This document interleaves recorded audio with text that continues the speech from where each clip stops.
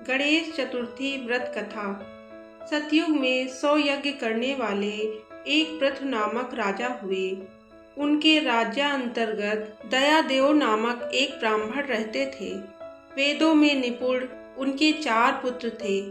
पिता ने अपने पुत्रों का विवाह गृहसूत्र के वैदिक विधान से कर दिया। उन 4 बहुओं में बड़ी बहू अपनी सास से कहने लगी, हे सासू माँ, मैं बचपन से ही संकटनाशक गणेश चतुर्थी का व्रत करती आई हूँ। मैंने पितृगृह में भी इस शुभदायक व्रत को किया है।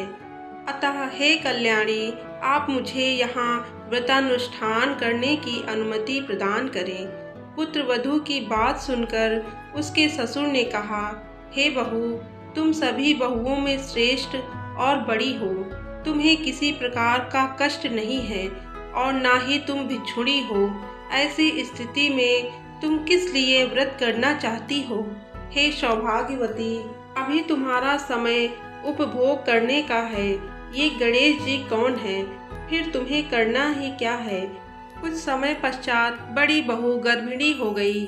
10 माह बाद उसने सुंदर बालक का प्रसव किया। उसकी सास बराबर बहू को व्रत करने का निषेध करने लगी और व्रत छोड़ने के लिए बहू को बाध्य करने लगी। व्रत भंग होने के फलस्वरूप गणेश जी कुछ दिनों में कुपित हो गए और उसके पुत्र के विवाह काल में वर वधू के सुमंगली के समय उसके पुत्र का अपहरण कर लिया। इस अनहोनी घटना से मंडप में खलबली मच गई।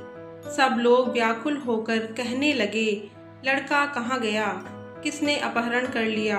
बारातियों द्वारा ऐसा समाचार पाकर उसकी माता अपने ससुर दयादेव से रो रो के कहने लगी, हे ससुर जी, आपने मेरे गणेश चतुर्थी व्रत को छुड़वा दिया है, जिसके परिणाम स्वरूप ही मेरा पुत्र गायब हो गया है। अपनी पुत्र वधू के मुख से ऐसी बात सुनकर ब्राह्मण दयादेव बहुत दुखी हुए।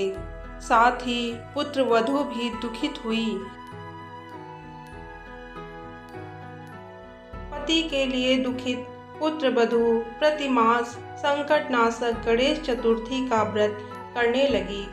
एक समय की बात है कि गणेश जी एक वेदज्ञ और दुर्बल ब्राह्मण का रूप धारण करके भिक्षाटन के लिए इस मधुर भाषिणी के घर आए।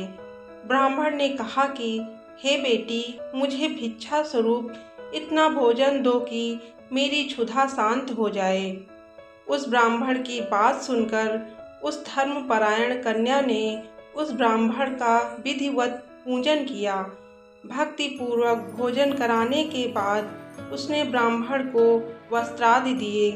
कन्या की सेवा से संतुष्ट होकर ब्राह्मण कहने लगा, हे कल्याणी, हम तुम पर प्रसन्न हैं। तुम अपनी इच्छा के अनुकूल मुझसे वरदान प्राप्त कर लो। मैं ब्राह्मण वेशधारी गणेश हूँ और तुम्हारी प्रीति के कारण आया हूँ। ब्राह्मण की बात सुनकर कन्या हाथ जोड़कर निवेदन करने लगी, हे विघ्नेश्वर, यदि आप प्रसन्न हैं तो मुझे मेरे पति के दर्शन करा दीजिए। कन्या की बात सुनकर गणेश जी ने उससे कहा कि हे सुंदर विचार वाली, जो तुम चाहती हो वही होगा। तुम्हारा पति शीघ्र ही आवेगा।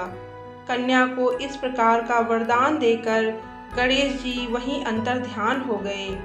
कुछ समय के बाद उसका पति घर वापस आ गया। सभी बहुत प्रसन्न हुए। विधि अनुसार विवाह कार्य संपन्न किया।